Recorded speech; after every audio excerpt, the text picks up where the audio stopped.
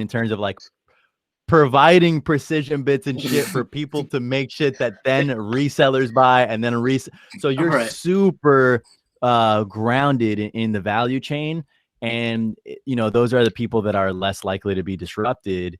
And you know, for me, it like, look, I'm a big believer in, you know, producing content, organic content.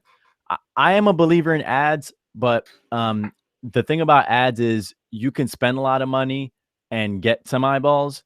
But the moment you stop spending that, you know, it goes away.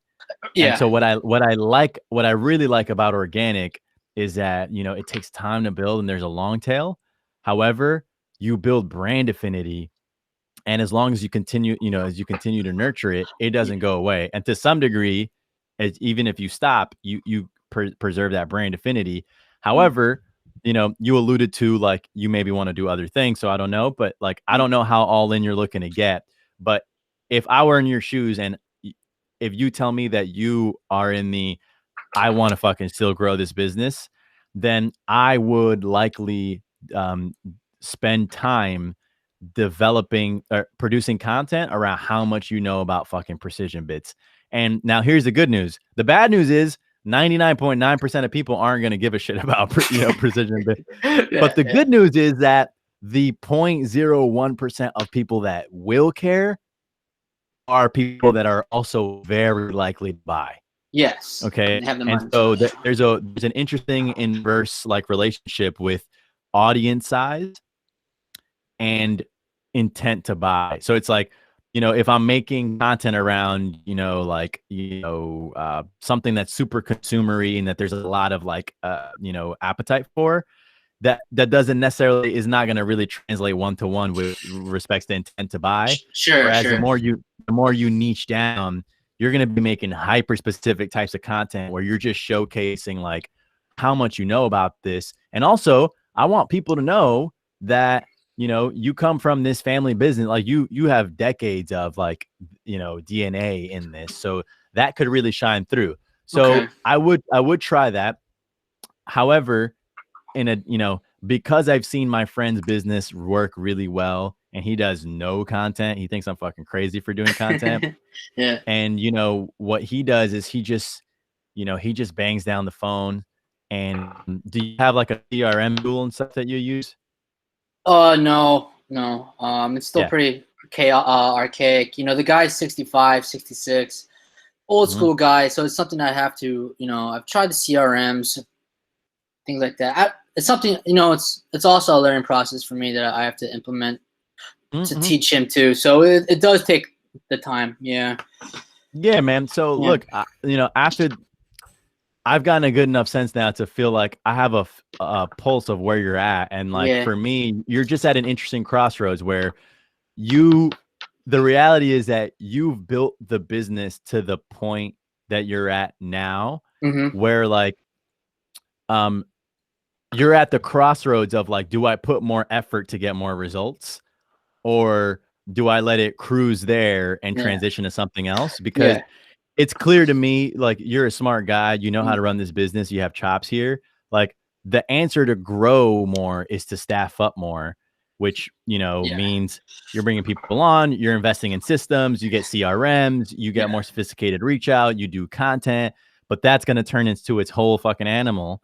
And like, you might be at that perfect point where it's like, okay, I'm kind of at that point where it's like minimal enough effort, I get good enough return. You know, do I just cash flow and, you know, try something else, or do I sell the business? Like, by the way, that was the point where I was at with my laundry business, where, you know, like, you know, we weren't like crushing it. We were doing like 800K revenue, and you know, that business was netting about 200 grand.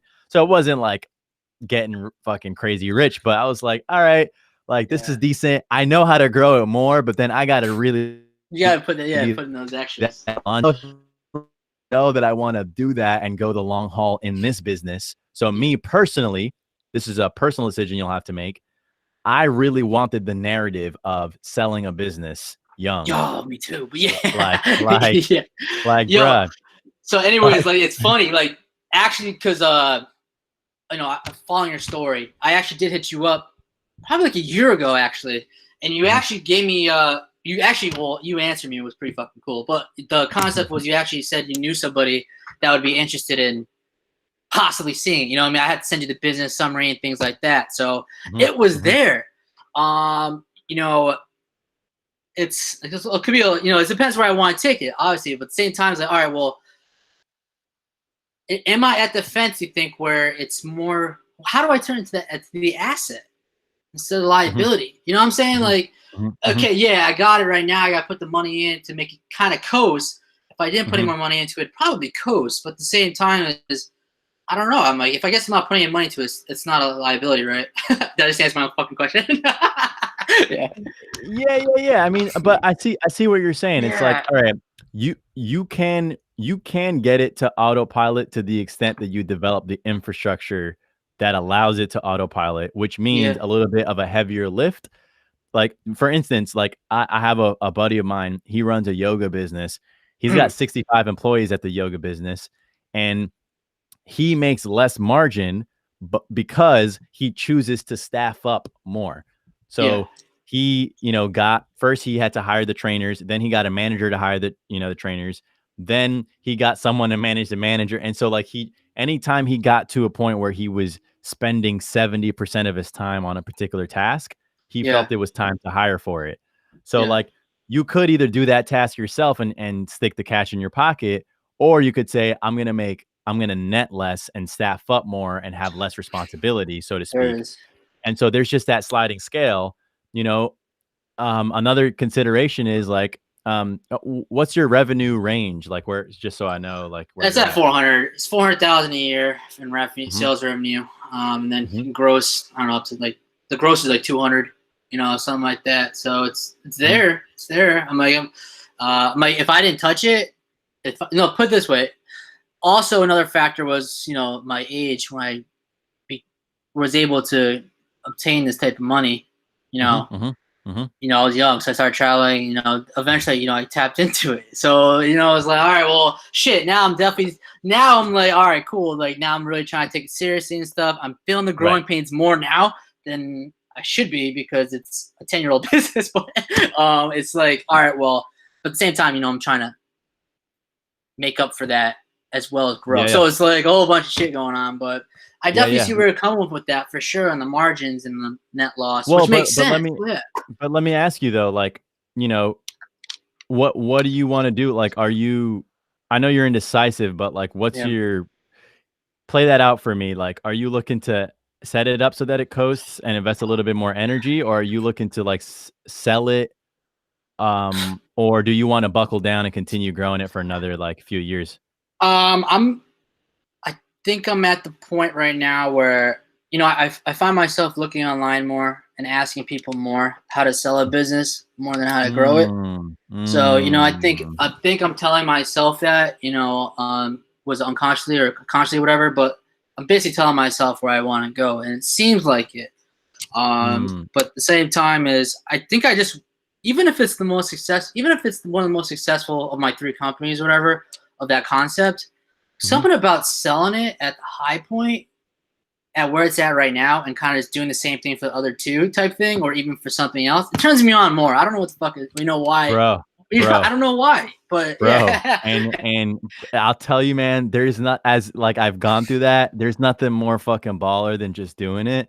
Like it's weird, man, because like, look, I would have made more money had I actually stayed with the laundry business because it was growing at a decent pace and I would have cash flowed more. But like, it sounds to me like you're just an actual hardcore founder and entrepreneur. And part of like being that hardcore founder, whatever, is like you've learned to start it, build it, grow it, get the sales, whatever. And then learning that last bit, which is like packaging and selling, it completes the skill cycle. And you're like, oh, it did something for my mentality when I was like, oh, I can start something, build it, package it, unload it, and net money. And like, you know, it's one thing to know it intellectually, and then it's another thing to like go through the motion.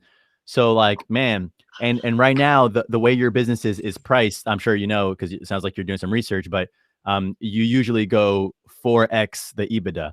Yeah. So 4x, your earnings before interest, tax, depreciation. Yeah. So like whatever your profit is, you said you're grossing 400 and you're netting 200, right? Yeah. Yeah. So the valuation of that business would be 4x the 200,000. So your business on paper to an investor would be worth $800,000. Yeah. And so how's that work though? Like, this is a whole debug, but how does it work? Like, all right, so best case scenario, I'm looking at the 4x.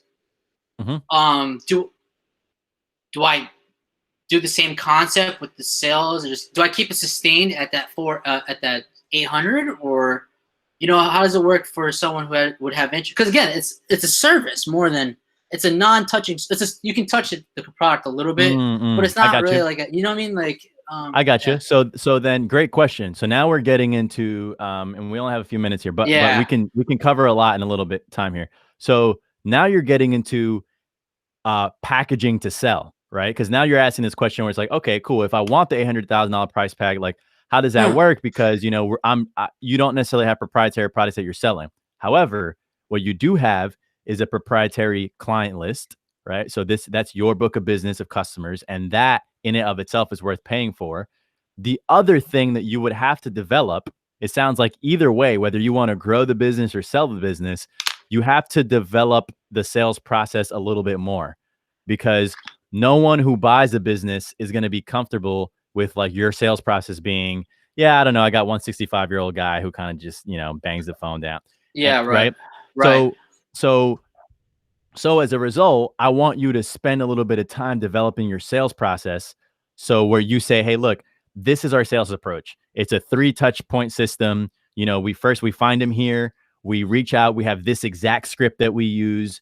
And then, we follow up on email 2 days afterwards. We jump on a call. And usually by the 5th touch point, they're sold. And then it usually, is this amount of gross revenue, this amount of net.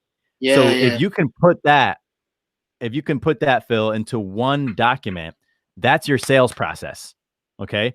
And then what I want you to do is, especially if you're very interested in trying to sell the business, try and hire someone and try and train them to go through that process. In fact, it would be even cooler, in my opinion, and more useful if you got your 65-year-old guy to run point on training the other guy, because then he's the fucking captain. I got you. Yeah. So now when you package to sell the business, which by the way, packaging to sell is really just putting your business on a slide deck where it's like the first slide is like the cover of the business. And then it's like, a little bit of summary. And then it's like how much we're doing in sales. And then you show your history of sales, and you'll probably have a stable history if I'm, hearing you right, where it's like, year over year, you're probably it's proven. Yeah, exactly. Yeah, so you have a proven business, a product that doesn't go away. It's recession proof. You have a 65-year-old veteran who's running your sales process, and the actual multiple range, to be fair, is anywhere from 4 to 6x EBITDA. So on the high end, you're trading at 6x. On the low end, you're trading at 4x. And you just have to decide if you're going to be comfortable with letting the business go. Which I personally, this is just the way I roll, but like I like to sell and get cash up front and then do something else. Completely different. Yeah. It's completely fucking different, bro. Nah, man. So but that was next. We don't have time, but I was gonna hit it to the real estate a little bit, but it is what it is. I got one quick question. I got a HELOC. I got a HELOC. Okay. Would you make a move on it to invest in a property? Yep. Not until you find. I personally would. Dude, it's all risk temperament. Like I live on the fucking edge, bro. Like I'm so like comfortable. Yeah. I'm so comfortable with so much risk, but that's just me, right? Yeah. So me personally, I would do a HELOC if you got a good interest rate on it, and if you got a deal that net a whole lot more than the HELOC. So I got you. Yeah. For me, if you can find a deal that nets 20% and the HELOC is costing you 6 or 8%, then you're making a 12% spread. So to me, it's worth it all day. And if you want to follow up and talk real estate, that's like my thing right now. So I would love to jam anytime, man. But that email that I sent you a note on, that's my That's my personal, note. That's my personal email, man. And I don't really want to make this super transactional. This is just an experiment. So you can hit me up anytime. It's not like, Hey, appreciate that, man. Super paid thing. So hey, yeah, man, I man. appreciate this shit a lot. I really, really do. So appreciate it, No man. doubt, man. It's super Hey, helpful, man. easy. Glad we connected, and we'll chat soon, man. Follow up and let me know how it goes, please. I will, bro. Appreciate it, man. Peace. Bye.